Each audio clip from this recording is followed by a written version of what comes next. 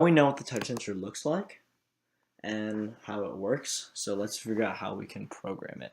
So first we're going to go into our sensor practice project and we're going to create a new program.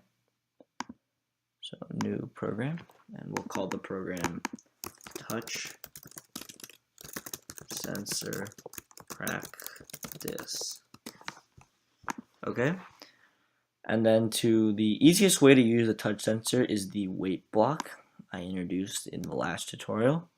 But instead of just dealing with time like we've been dealing with in all the other tutorials, we can go over here and look at all these other options, and we can see that touch sensor is listed.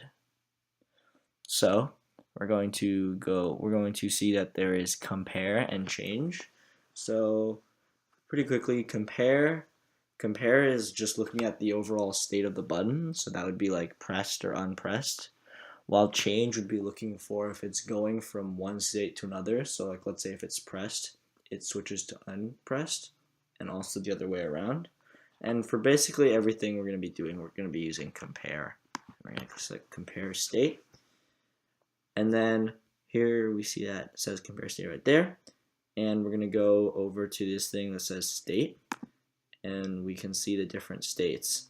So we have released, so that means the button goes up, pressed, which means the button's pushed, or bumped, which means the button is pushed and then released.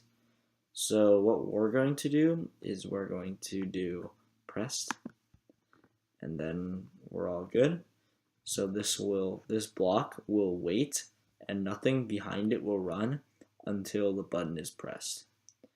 Okay, so instead of going on further to demonstrate, I'll have you guys do a mini challenge. So what I want you to do is write a program that drives the robot forward 3 units or 3 rotations after the button's pressed. Good luck.